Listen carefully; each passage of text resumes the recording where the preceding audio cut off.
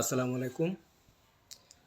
Rajkandi hill 25 কিলোমিটারের ট্র্যাকটা, এই ট্র্যাকটা দেখাচ্ছি। এই ট্র্যাকটা আসলে চমৎকার একটা ট্র্যাক। ভাবা যায় চা বাগানের এক প্রান্ত থেকে 12.5 কিলোমিটার গভীরে যাওয়া এবং ব্যাক করা, এই ছিল 25 কিলোমিটারের ট্র্যাক। নর্মালি আমরা চা বাগানে ধারে কাছে গিয়ে ছবি তুলে চলে আসি, কিন্তু এত ডিপে যে কখনোই আমরা যাইনি। অবশ্য আমরা গিয়েছিলাম এক দলদলি চা বাগানে, সেটার থেকে এটা ডিফারেন্ট। ওটাতে হিল ছিল না, এটাতে হিল ছিল।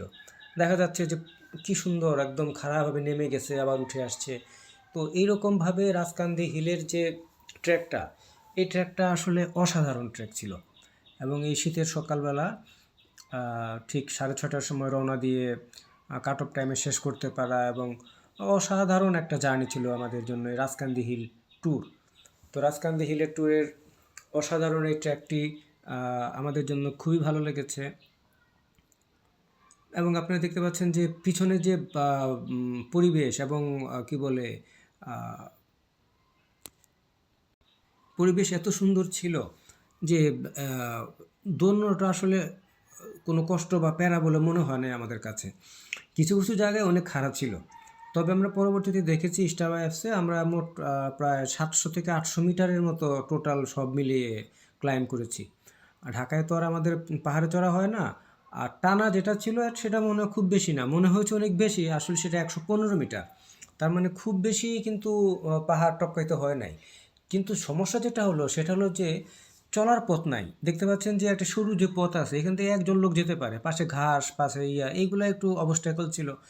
এই অবস্ট্যাকলগুলো এটাতেই দিয়ে আমাদের মজা, যে অবস্ট্যাকলগুলো ট্র্যাক করে আমরা যে সারিবদ্ধভাবে যে দৌড়ানোর চিন্তাটা হয়েছে। এবং এখানে দেখেন সবাই কিন্তু সারিবদ্ধভাবে দৌড়াইছে, কেউ কখনো চিন্তা করে না যে কারো ওভারটেক করে চলে যাওয়ার জন্য। কারো পেজ কারো যদি মনে হয়েছে যে না আমার একটু সময় লাগছে, আমি টাসতে যাই, উনি সাইডে চলে গেছেন, পরের জনকে দিয়েছেন, কি বলে এটাকে, স্কোপ দিয়েছেন, স্পেস দিয়েছেন।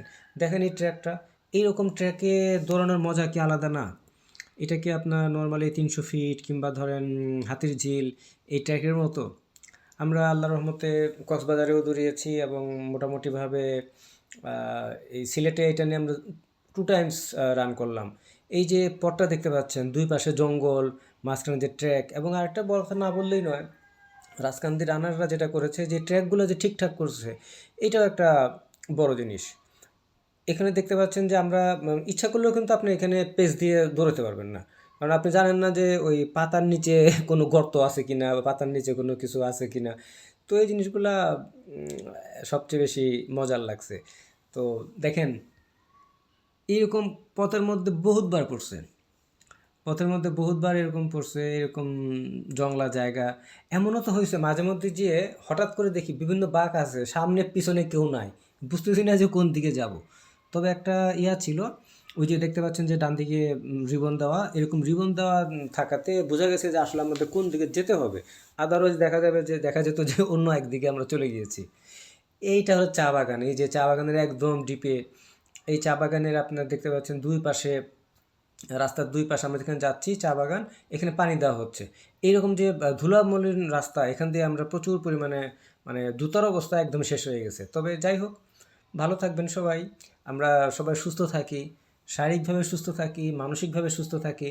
পরিশেষে বলতে হয় রাজকান্দি হিলের এই ট্যুরটা, এই ম্যারাথনটা আমাদের জন্য একটা মাইল ফলক হয়ে থাকবে।